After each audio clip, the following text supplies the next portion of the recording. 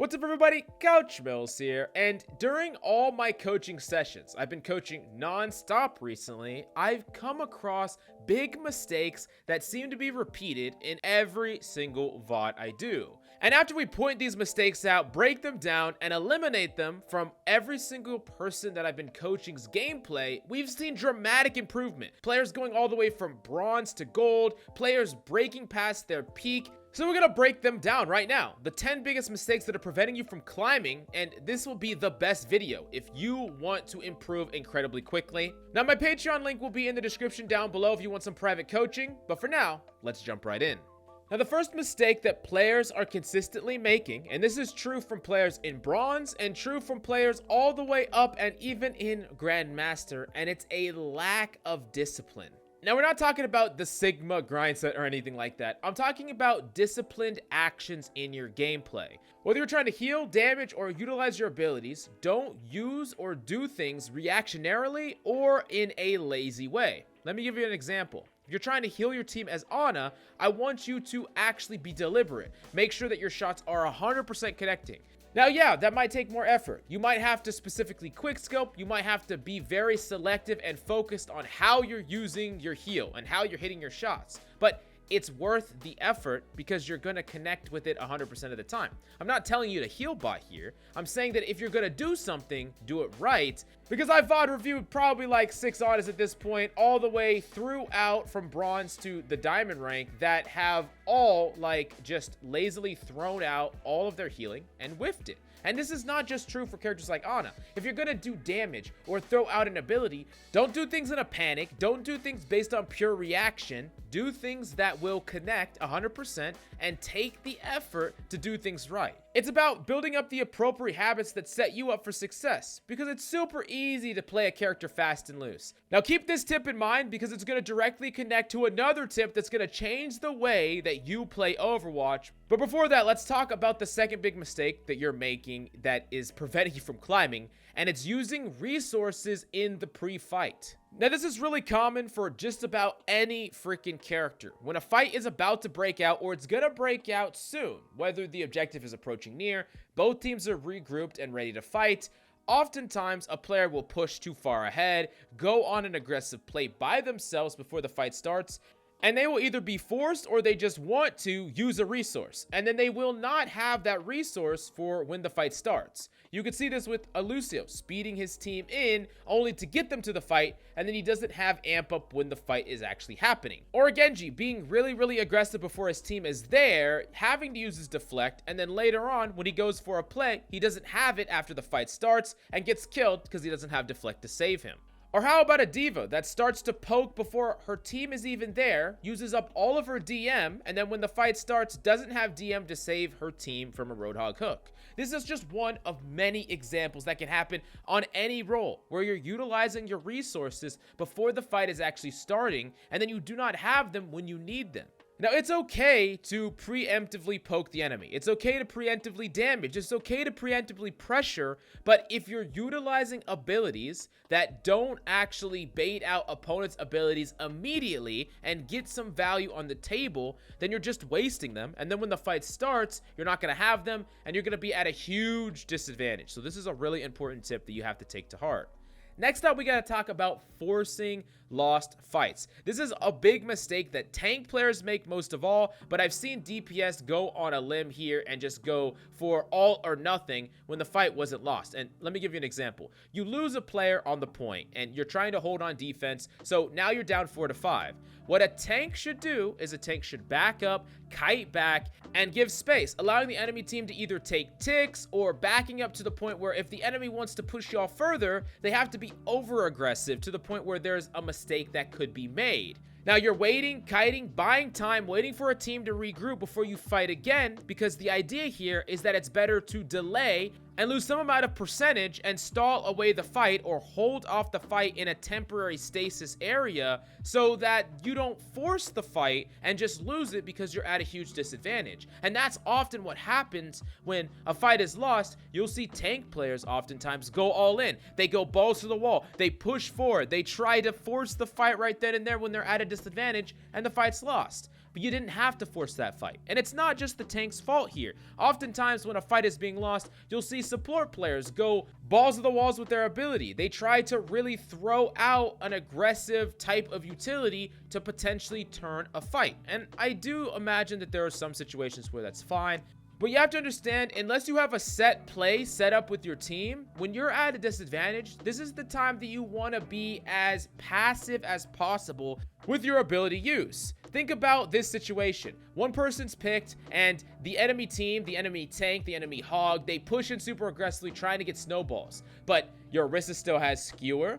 Your Ana still has Sleep and Nade. Your Kiriko still has Cleanse. And you have all these abilities because you didn't go and try to be too proactive, making a play, forcing a fight, only for the enemy team to actually just trade out resources and then beat you with the numbers advantage. Remember, the goal here, when you are trying to stall and prevent a fight from happening, is to buy time. You want to buy time, play slow, and allow your team to regroup in time for y'all to actually fight them before they fully cap the objective. Now, DPS, you don't get a buy here either, because what DPS players will often do is they'll go for a Hail Mary play. They'll go ultra aggressive. They'll think, my team is dying. The only way we win is if I go and make a crazy play and kill 3. But the reality of the situation is, if you would have just stalled, played back, kited with your team, put pressure and punished enemies for overcommitting, you would have actually had a full fight. You would have potentially built up an ultimate. You would have potentially been able to hold the point. While making a really crazy play can work, there needs to be a legitimate reason for you to go in. A legitimate opening, an ability opening, a damage opening, an isolation. These are the only times where you should actually be going for plays like this. Otherwise, play in the more consistent manner that gives you and your team the highest chance to consistently win these team fights. Now, the next big mistake that I see a lot in these VOD reviews is investing ult either too slow or when you should reset. This is really common with support ultimates as well, but I see it with pretty much every single ultimate, where players often want to invest in ultimate when the situation is already dire. The enemy's on top of you, the enemy's ulting onto you, and they're like, you know what? I should ult back. So they pop this ultimate that they've had the entire time. But you gotta realize that during the setup phase, before an opponent even activates an ult, that is the best time to use a proactive ult, because it allows you to catch the enemy when they're off guard, and then by the time you're already there on them applying pressure, if they pop their ultimate, it's too late, and you're putting yourself in the bad situation by using aggressive ults that are not inherently defensive, but you're using them defensively. But the problem is, a lot of your team are already low, a lot of your teams have already invested resources, and you could just die out of nowhere because of the amount of pressure.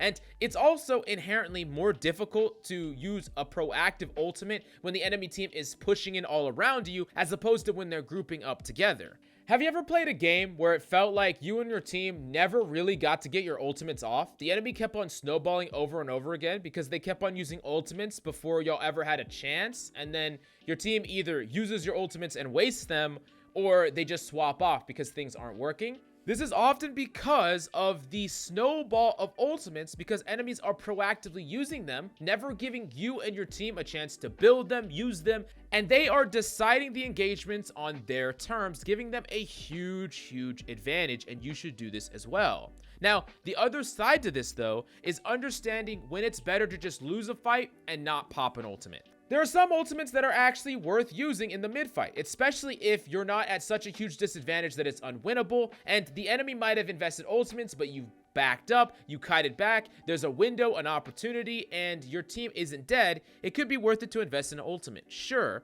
But it's also important to consider when it's just better for you to reset, because the worst possible thing you could do is pop an ultimate in an already lost fight, waste it, and then not have it to actually stop the enemy snowball, because they're going to have a huge economic advantage over you in the ult department. Now, the next big mistake that we got to talk about in this video is just simply not identifying the problem. And this is really easy for players to do depending on their role, especially if you're solo queuing. Whether you're a support, a DPS, a tank, the idea here is that you have to understand what your teammates are struggling with. And if something is not being done, the first thing that players assume is that their teammates are being inadequate, right? Oh, my teammates suck. They're terrible. I wish I had someone else. But when this keeps happening over and over again, you got to zoom out a little bit and say, maybe there are problems that they're dealing with that I just simply can't see because of my role, my character. I'm not dealing with the same problems. So I want you to ask, and if you don't want to do that, look around and try to put yourself in the shoes of your teammates. If you have a support that is being constantly threatened, or maybe your tank doesn't have the same resources as the enemy tank, so he's getting diffed as well. Or maybe there's a DPS Widow on your team that is losing to the enemy Widow, but they're getting dove by another DPS and getting no peel. I want you to consider every single problem as your problem and think about ways that you can solve those problems for you and your team. Who cares if they're worse? Who cares if they're getting diffed? Who cares the reason that the job isn't getting done? It's your job to do whatever you can to solve the problems for your team. And if you start thinking about things in that way, you're going to start helping and winning a lot more than getting mad and losing because everyone is trying to solve a different problem and no one cares about each other's problem. Now, the next big mistake that you're making that is preventing you from climbing is going for high-risk plays for no reason. And this is a very common one where people will go for the low percentage chance to make a huge play, even if there is a consistent way to utilize your ability or a consistent way to utilize your ultimate. And in a lot of cases, the consistent way is actually worth even more value. A couple of examples of this, whether you're dragon blading and instead of dragon blading the reliable 2 kills in front of you, you go for the Hail Mary 5-man dragon blade that puts you in a much worse position. Or maybe instead of just sleeping the hog every time he walks forward, you try and sleep him from across the map. You try to hit a god sleep on him when it's just not necessary and it's high risk, but for no reason. The thing that I always suggest, whether it's an ability like Sleep, an ultimate like Blade, or anything else in the game, play for reliability first and get your reliability with these things up to as high as possible. If you're missing any sleeps at all, go for easier sleeps. If you're not winning fights with Blade, go for blades that will get you 1 to 2 kills and do it when your team already has an advantage or it's at perfect parity. Don't go for the blade that has to get a 5-man to win. These are the ways in which you can guarantee value. And of course, as your mechanical skill improves, as your understanding of how to utilize these abilities and turn fights improve, then you can go for higher risk plays, hitting a sleep on a Pharah, going for these crazy blades that might be able to turn a team fight because you tracked Suzu, you tracked Telly, you tracked Boop, or whatever the case may be. But it's important that you go for the high reward, low risk plays and nail those down 100% first before you try to pop on your Necros or MO7 mask. Play in the way that is reliable and disciplined, and this connects back to the first thing we talked about, the disciplined use of your abilities and ultimates, and your baseline of value is going to be much higher, and you're going to have such a high impact on average in every single game you play, which means a lot more wins. Now, the next big mistake that I see players make, and I'm going to be honest, I have this problem myself, and it's tunnel visioning too hard on the follow-up for a character. Have you ever got a Mercy 1 HP, and no matter what you did, you could not finish off the Mercy? You pinged her, you called her in comms, you chased her, and no matter what you did. But the problem here is that you're frustrated, you're overextending, and she gets away, but you keep chasing, and then you die, and now you're pissed, right? This 1 HP Mercy flew around the battlefield, you tried to kill her and died because of it, and now your team is flaming you because you inted, and you're just pissed, right? It's super easy to happen, I understand it, right? But you gotta be very, very careful about targeting and tunnel visioning enemies where your team isn't on the same page as you and trying to overextend to the point where you become the person that ends up not getting away. Well, yes, if your team was focusing the target with you, you probably would have killed it instantly and maybe even won the fight. But if you start playing based on the teammates that you want to have and start feeding because you wish you had better teammates, then your teammates are going to be the ones that wish they had a better teammate. Now, the eighth mistake that is preventing you from ranking up, and this is an over caring about stats, whether that's your accuracy stat, your heal stat, your damage stat, I don't care what stat. Everyone loves stats. They love to brag about stats. They love to talk about their stats. And the thing about stats is they just don't matter. They are pointless to emphasize, and it's very, very pointless to focus on stats because depending on the enemies you're up against, depending on the characters they're playing, depending on the character you're playing, everything can be different. And if you have really bad stats, maybe it's because your team got stomped. Maybe it's because you got outplayed. Or it could be from a number of different reasons. And it's really, really pointless to overemphasize or focus on these things because as far as what you can learn from the stats and what you could use from the stats, the only thing that they're ever really used for is to flame each other. That's not going to get you the win. That's completely pointless. And trying to gauge your metric based on your accuracy or based on your heal stat or based on your damage doesn't actually help you improve. Instead, focus on the plays that you could have made better to actually have an impact over the outcome of the game, because that's the only thing that actually matters when it comes to improvement and climbing. Now, the 9th thing, and this is a huge mistake that basically everyone makes, I understand why, but it's the perfect world syndrome. And this is players that worry about their teammates too much, or they want their teammates to act in a very, very linear way. They get mad if they play untraditional picks. They get mad if they don't do what they desire them to do or imagine they should do in every single one of their games.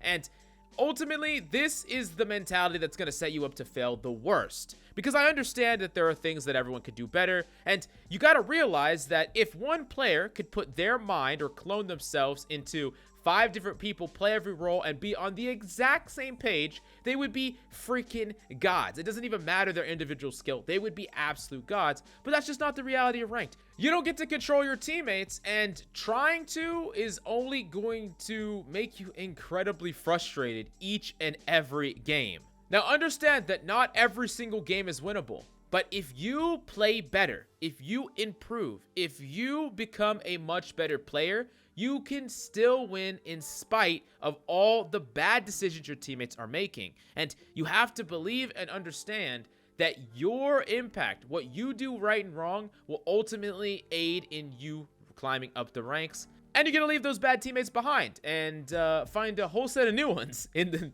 the next rank. Now, the last but certainly not least mistake that players are making that is preventing them from climbing is simply tilt queuing. I know that it can be very frustrating. You're one win off that rank up, or you've been playing for quite some time, and you just can't get a dub.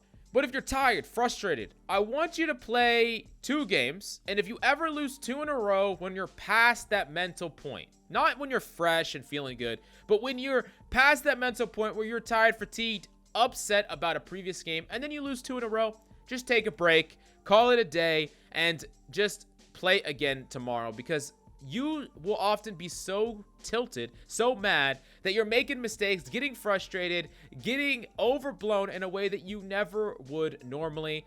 And this can completely slaughter your freaking gains, so you got to make sure that you keep this one in check. But if you want targeted advice and quick improvement like so many have already gotten, check out my Patreon in the links down below. I'm going to be streaming very soon, so check out my Twitch as well. Thank you so much for coming by, and I'll see you next time.